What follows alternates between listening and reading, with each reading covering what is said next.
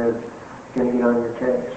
And he'd like to make that a point and show off to the other guards.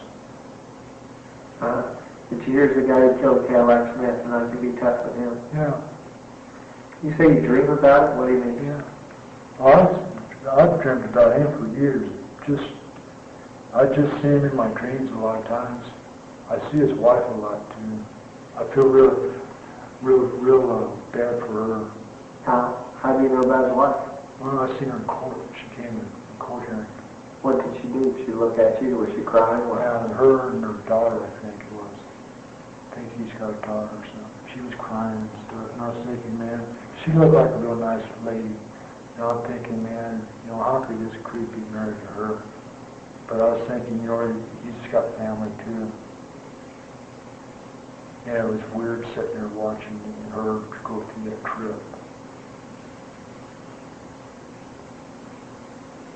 But then, it's real guilty because everybody just hears how mean and rotten I am for doing that.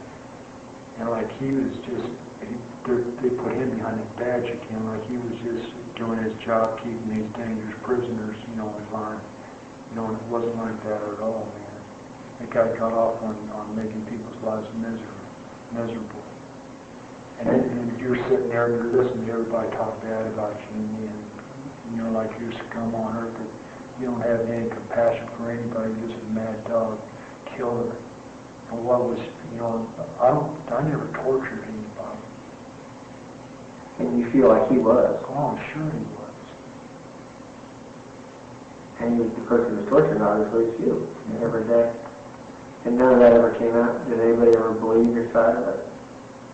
Nobody's, I told my story, and see, and this is another thing about the law, I brought witnesses for the last 3 years to testify all these events, because nothing really happened there that people never heard of, because we're all right there together. Right. Witnesses of the convict? Yeah, well, they said the only witnesses I could call was the people that was on the scene at the time. Okay. I said, well, if you just look at it at the scene at the time, I look like a maniac. It's like me and you arguing, and all of a sudden you call me a name, and I just punch you out. Yeah. I just look like a hothead.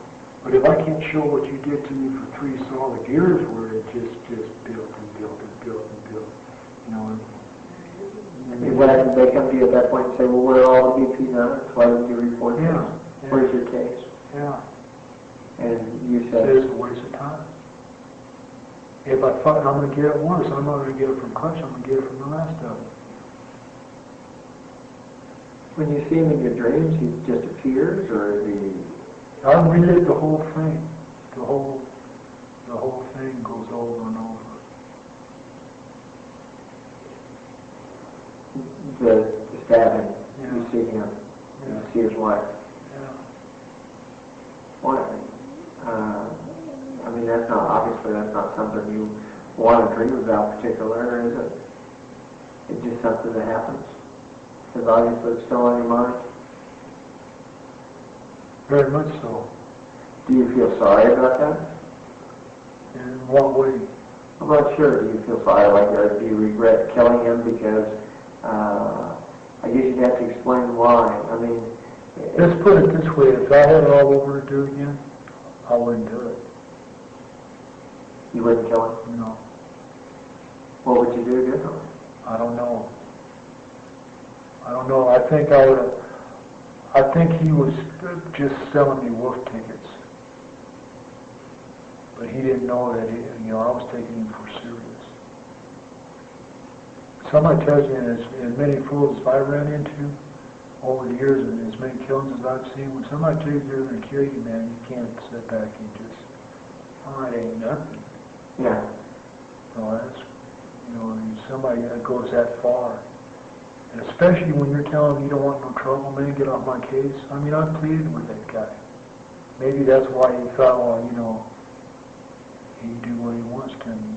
Or maybe I'm not what he thought I was. Maybe he expected me to, and then he might have backed off or something. I don't know what his trip was. But you try to... Do you feel like he deserved to die, though, for what he was doing to you? Well, yeah, I'm mad at myself because I went off, That's why I'm telling you on this, when he says, how do you maintain, I lost it. I wasn't maintaining. I got swept up in that whole thing. And I don't think I'm maintaining when, that kind of stuff affects me at that point. And if it wasn't that serious, this is what bothers me about these people afterwards, BOP. If it's not as serious as I say it is, then why did I kill him? Now that's a serious incident. Somebody ought to come in and say, what happened to push you that far to kill this guy? Especially when they know me. I've been in prison 14 years. Why all of a sudden I get to marry the last couple of years, I get in all this trouble? What possible reason would you have for killing him? I mean, that's what you're saying. If you just wanted to kill a guard, you had two of them when you slipped out of handcuffs, run all the way down the tier block and get him. Yeah. I don't know. What did they say? Has anybody ever said anything to you?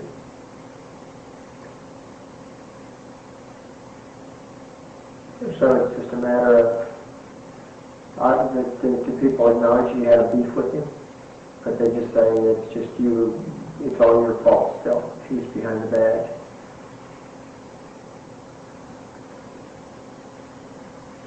Plus the trip with Fountain, I wasn't there and I don't know what happened with that. But his cases happening that night makes it all the worse.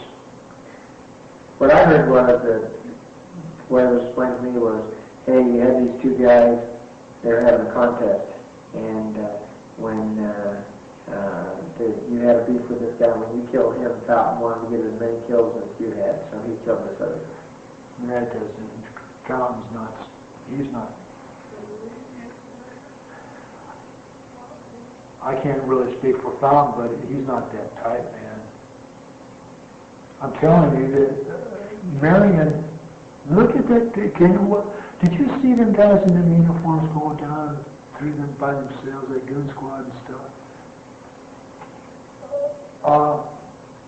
You just can't do that to people year after year after year, day after day after day, and have one of that kind of pressure and not expect something to explode. And at that time, I guess at that moment, that's when if they didn't lock it down or whatever, there'd be a lot more of that kind of stuff. That's why they're so scared now to open that joint up. Did you think that they used your case as an excuse just to lock the place down? Were they looking for a reason to lock it down or not? Well, actually, it's been locked down since about 80. What they're saying right now is them units, they used to go out to the yard before the lockdown, or what they call a lockdown. It was pretty much locked down anyway. When that factory, because you mentioned this stuff and hear about the strike and stuff, the whole joint's been locked down like that for a long time. And you can't lock people down like that and not expect, people that love each other can't even live together. Wives and husbands can't even live together on a vacation. They can't even go out on a vacation without fighting. You lock them up and you lock strangers up, different races, different religions, in the same environment for year after year after year, and not expect people to blow up. Right. That's insane. It's not because they're bad people. You just put so much pressure on these bars, man.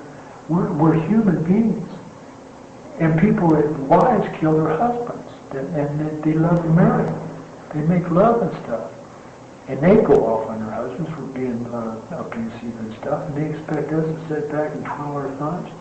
I've heard good friends, that got to be laughing too much on Johnny Carson. Be laughing at Johnny Carson, got to tell him, hey, why don't you hold the noise down?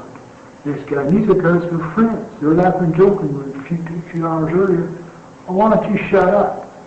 And then, boom, next thing you know, they're trying to kill each other. It just gets so crazy. You no longer think about rational type of thoughts.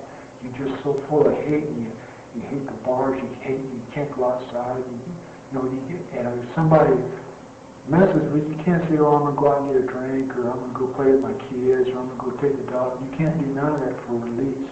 They just want to keep locking you down like that's going to stop the trouble. You just make it worse. And that's what happened at Murray. What's the worst part?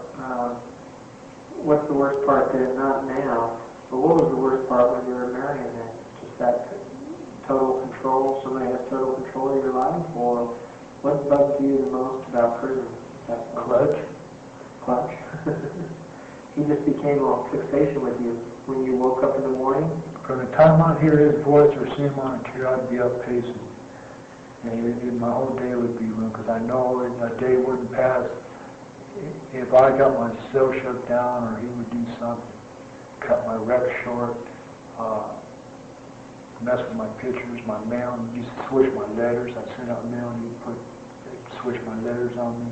What do you mean?